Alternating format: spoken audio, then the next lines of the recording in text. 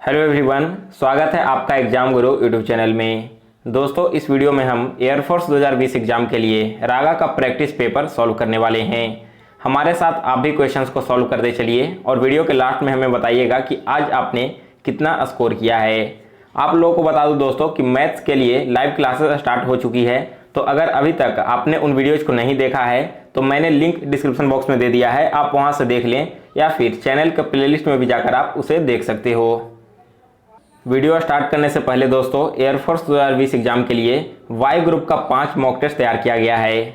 इस mock test में दिए गए सारे क्वेश्चंस एग्जाम के पैटर्न के अकॉर्डिंग हैं और बिल्कुल ऐसे ही प्रश्न आपको परीक्षा में भी पूछे जाएंगे। तो अगर आप परीक्षा में 100% सफलता चाहते हो तो एक बार इन सारे मॉक टेस्ट को जरूर सॉल्व करें। इसे डाउनलोड करने का लिंक मैंने नीचे डिस्क्रिप्शन बॉक्स में दे दिया है। तो चलिए आज का प्रैक्टिस पेपर स्टार्ट करते हैं। तो फर्स्ट क्वेश्चन है, ITU का मुख्यालय कहाँ स्थित है।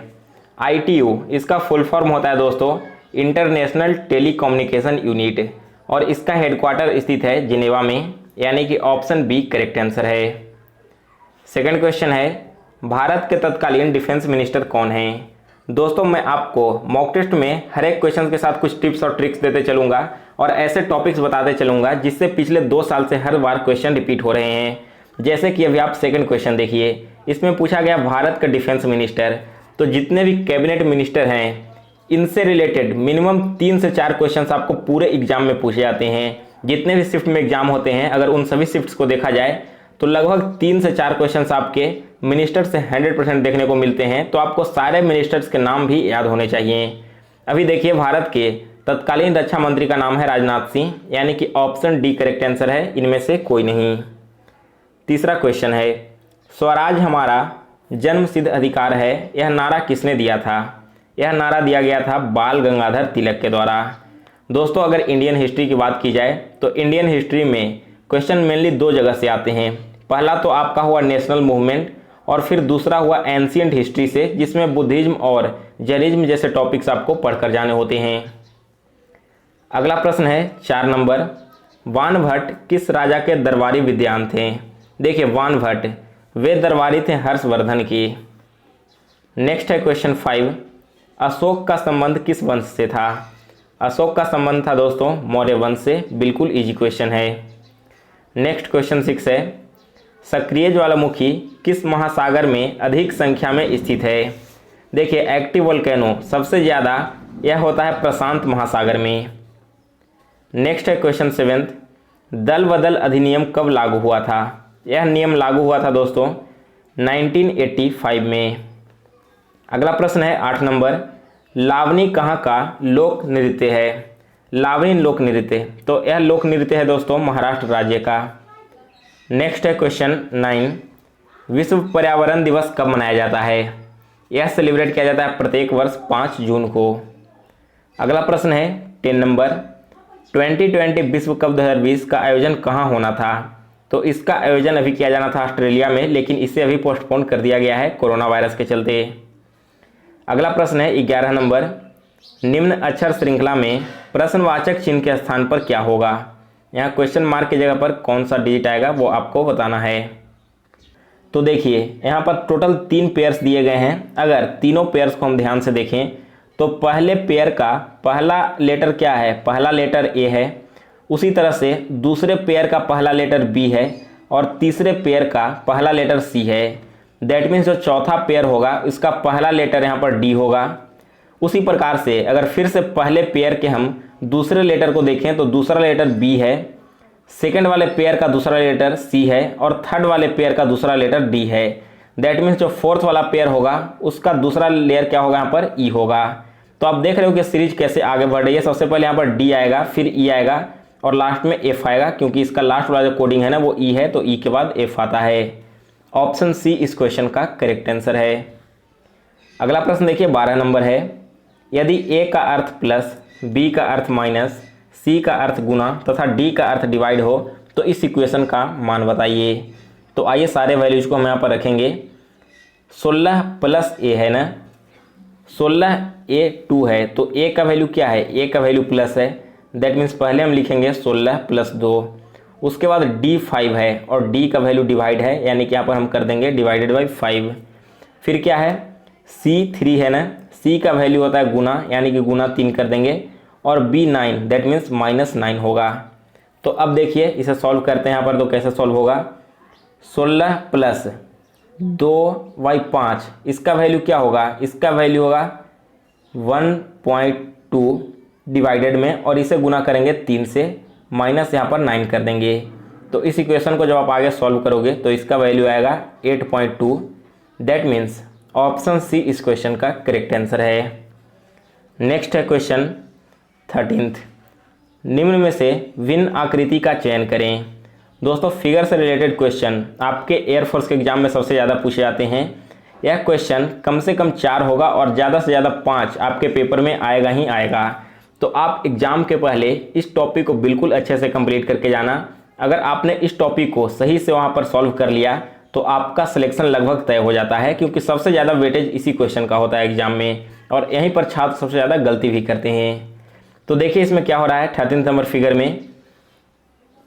देखो यहाँ पर अगर फर्स्ट, थर्ड और फोर्थ इन तीनों फिगर्स को देखोगे तो तीनों फिगर तुम्हें कैसे प्राप्त होगा, अगर इसे हम क्लॉकवाइज डायरेक्शन में घुमाते हैं, यानी कि इस डायरेक्शन में घुमाते हैं तब, जैसे पहले फिगर को ही ले लो, इसे ही अगर हम मूव करेंगे तो इस तरह से हमें मिलेगा, और इसे मूव करने पर ऐसे मिल रहा है। लेकिन जो है सेकंड वाला फिगर है यह कभी भी क्लॉकवाइज डायरेक्शन में हमें प्राप्त नहीं होगा।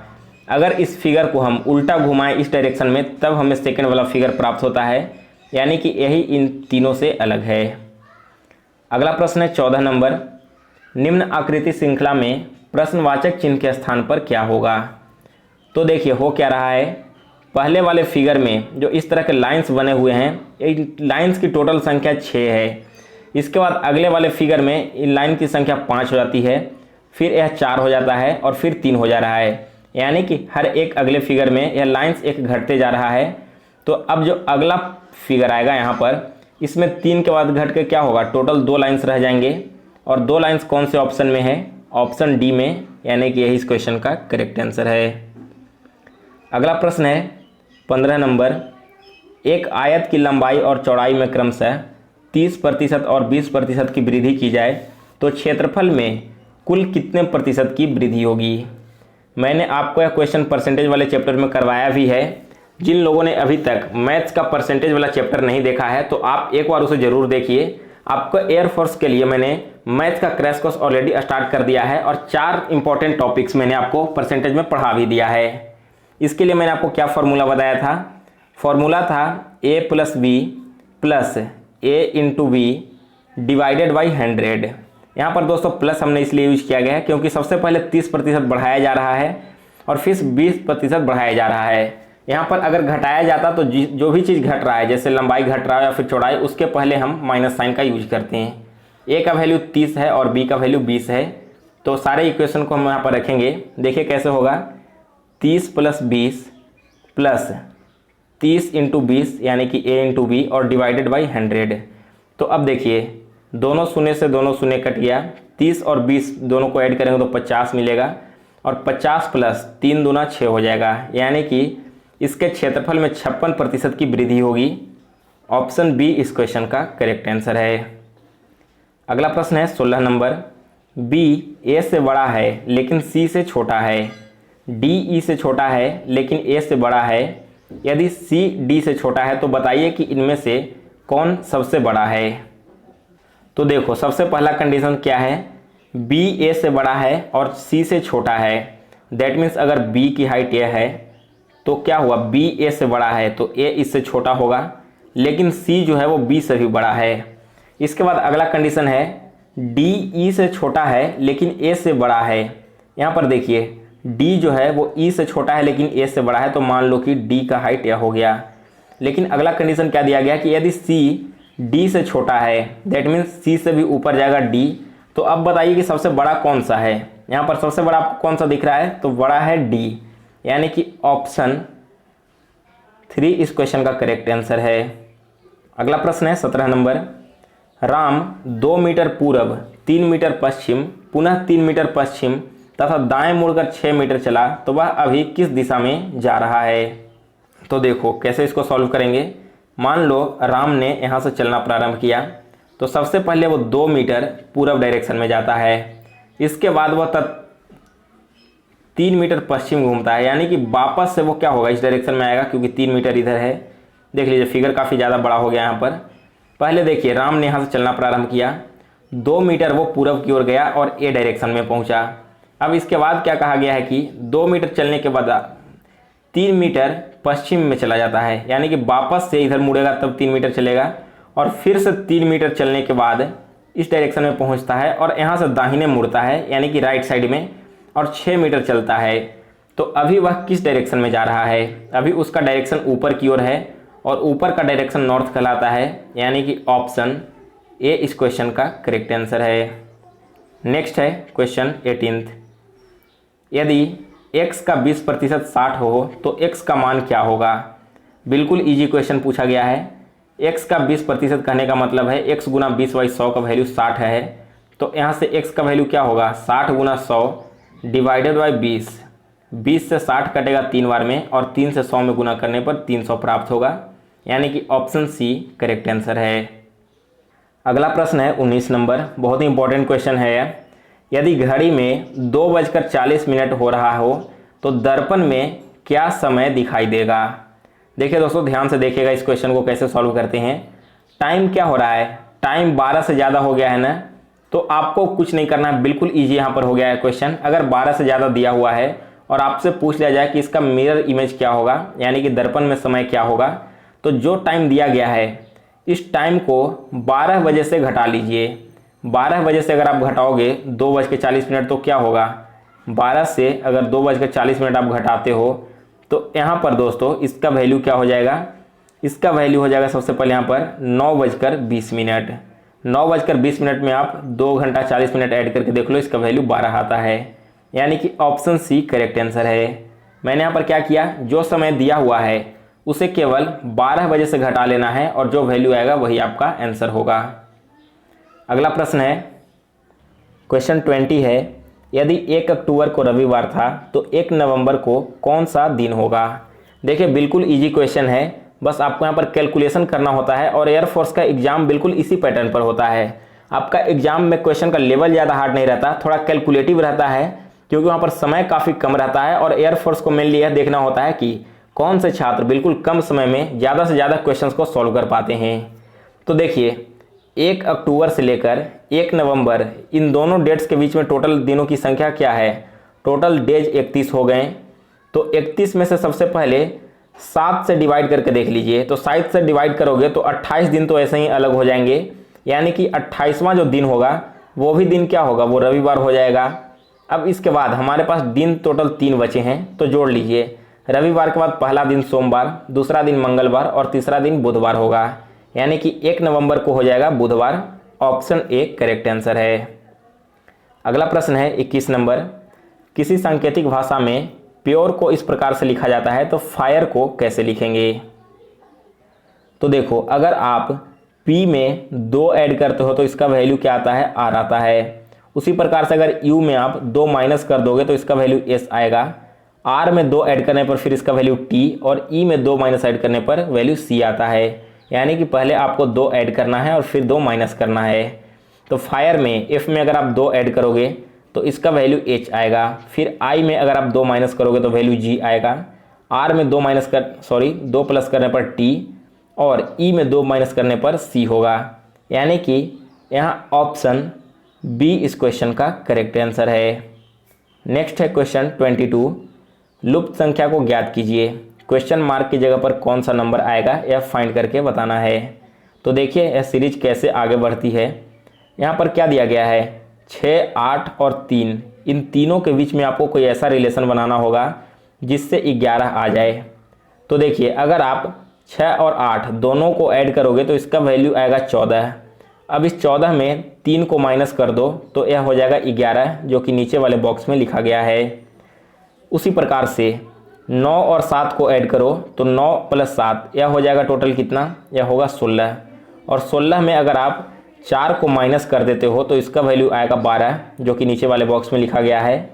तो आइए हम अपना क्वेश्चन मार्क की जगह पर वाला नंबर खोजते हैं। 12 प्लस 5 क्या होता है, 12 प्लस 5 17 होगा। और 17 में से 7 को माइनस करोगे तो 10 आएगा, यानी कि ऑप्शन सी करेक्ट आंसर है। नेक्स्ट है 23 क्वेश्चन, निम्न संख्या श्रृंखला में प्रश्नवाचक चिन्ह के स्थान पर क्या होगा। क्वेश्चन मार्क की जगह पर आपको बताना है कि कौन सा नंबर आएगा।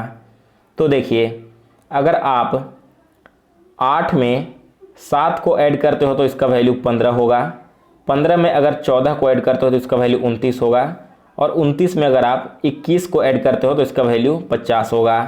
तो यह सीरीज कैसे बढ़ रही है, सीरीज 7 का टेबल से बढ़ रही है। पहले 7 ऐड हो रहा है, फिर 14 ऐड हो रहा है, फिर 21 ऐड हो रहा है, यानी कि अब वापस से 50 में क्या ऐड किया जाएगा, इसमें किया जाएगा 28। तो 50 और 28 दोनों को ऐड करेंगे तो इसका वैल्यू होगा 78। दैट मीन्स ऑप्शन सी इस क्वेश्चन का करेक्ट आंसर है। अगला प्रश्न देख लीजिए, क्वेश्चन मार्क की जगह पर बताना है कौन सा नंबर आएगा। तो देखिए, मान लो यहाँ पर क्वेश्चन मार्क की जगह पर x है, तो नंबर क्या होगा, x divided by 72 equal to 50 by x. तो अगर x में x को क्रॉस मल्टीपल करेंगे तो इसका वैल्यू आएगा x स्क्वायर, और x स्क्वायर का वैल्यू क्या होगा, 72 गुना 50 हो जाएगा। तो यहाँ से अगर हम x स्क्वायर का वैल्यू देखें तो 72 गुना 50 होता है दोस्तों 3600। तो अगर x स्क्वायर का वैल्यू 3600 है तो x का वैल्यू क्या होगा, अंडर रूट 3600 हो जाएगा, और 3600 60 का स्क्वायर है, यानी कि x के जगह पर 60 होना चाहिए। ऑप्शन ए करेक्ट आंसर है। अगला प्रश्न है 25 नंबर, यदि किसी पंक्ति में राम दाएं से 8वां तथा बाएं से 15वां है तो पंक्ति में कुल कितने व्यक्ति हैं। तो देखो, इस क्वेश्चन को आप दो तरीके से सॉल्व कर सकते हो। पहला तरीका क्या है, पहला तरीका है कि जो दोनों वैल्यूज दिए गए हैं इन दोनों को सबसे पहले तो ऐड कर दो, यानी कि 15 + 8 ऐड कर देना है, और इसमें से 1 माइनस कर दो तो राम का पोजीशन निकल कर चला आता है यहाँ पर कुल कितने व्यक्ति हैं लाइन में। तो देखिए, 15 + 8 होगा 23, और 23 में से 1 माइनस करने पर 22 होगा, यानी कि उस पंक्ति में टोटल 22 छात्र हैं।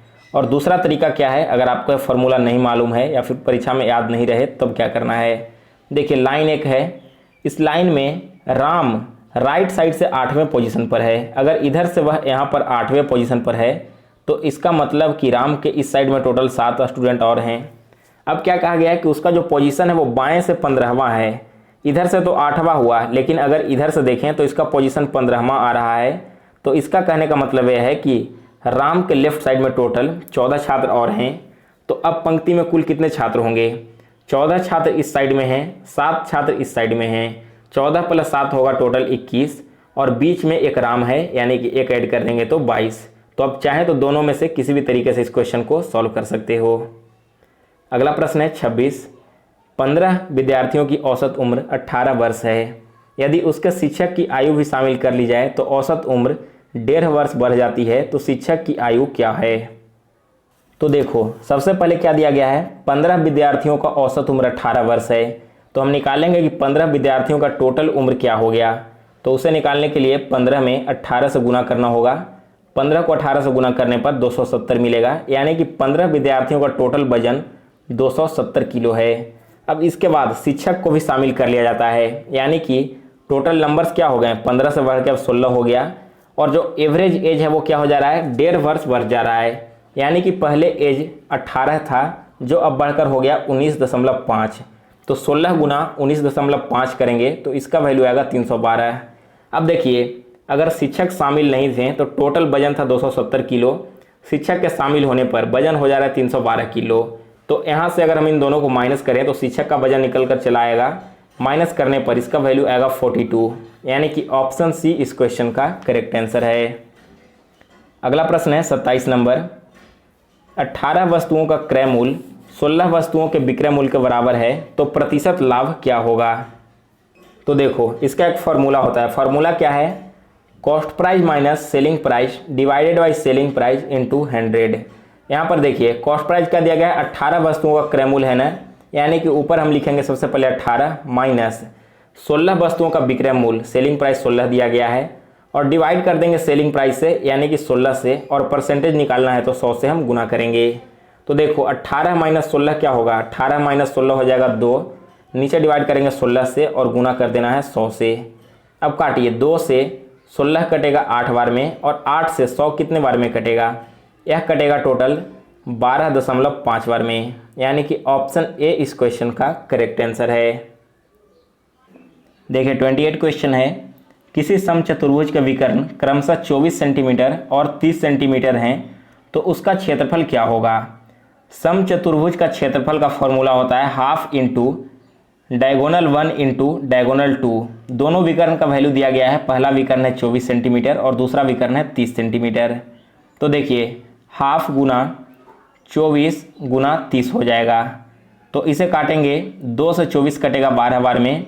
तो अब 12 को 30 से गुना करने पर क्या मिलेगा, इन दोनों को गुना करेंगे तो इसका वैल्यू आएगा 360 centimetre square. That means option C correct answer है। अगला प्रश्न है 29 नंबर, 40% और 30% के दो क्रमिक वट्टा के समतुल्य कौन सा वट्टा होगा। एक वस्तु पर पहले 40% की छूट दी जा रही है और फिर 30% की छूट दी जा रही है, तो कुल छूट कितने का मिला है। देखिए कैसे इसको सॉल्व करेंगे। मान लो एक वस्तु का दाम 100% है, तो इसका 40% छूट देने के बाद क्या बचेगा, 40% छूट देने के बाद बचेगा 60%। अब 60% में फिर से 30% का छूट दे दिया जा रहा है, तो इसे काटेंगे तो फिर से छूट कितने का मिला है, 18% का ना। तो 60% में से 18% को घटाओ तो इसका वैल्यू क्या होगा, इसका वैल्यू यहाँ पर हो जाएगा 42%। यानी कि दोस्तों उस ऑब्जेक्ट का, उस वस्तु का दाम 100% से घटकर आ गया है 42% पर। तो यहाँ पर छूट कितने की मिली है, 100 में से 42 को घटा दो तो इसका वैल्यू जो आएगा वही छूट होगी, यानी कि 58% का। और देखिए लास्ट क्वेश्चन है, संबंधित आकृति का चयन दिए गए विकल्पों से करें। जैसे पहला फिगर दूसरे से संबंधित है, उसी प्रकार से तीसरा फिगर इनमें से कौन से संबंधित होगा। तो ध्यान दीजिए, अगर आपने वाटर इमेज पढ़ा होगा तो वहाँ पर आपने देखा होगा कि वाटर इमेज कैसे बनता है। जैसे कोई ऑब्जेक्ट इस प्रकार से है तो इसका वाटर इमेज जस्ट इसके इन्वर्स होगा, यानी कि नीचे की ओर होगा। तो वही यहाँ पर हो रहा है। इसमें देखिए एरो ऊपर की ओर है ना, इसका वाटर इमेज जब बना तो एरो नीचे की ओर चला गया है। सेम उसी तरह से दोस्तों अगर यहाँ पर यह एरो इस तरह से ऊपर की ओर जा रहा है, तो जब हम इसका वाटर इमेज बनाएंगे तो यह एरो इस तरह से नीचे की डायरेक्शन की ओर आ जाएगा, यानी कि ऑप्शन डी इस क्वेश्चन का करेक्ट आंसर है। सो गाइज आज का मॉक टेस्ट समाप्त हुआ। तो आपने आज कितना स्कोर किया है हमें कमेंट करके बताइए। और साथ ही दोस्तों आपने अगर अभी तक उस मॉक टेस्ट को परचेज नहीं किया है तो मॉक टेस्ट खरीद के एक बार इसे जरूर सॉल्व करें।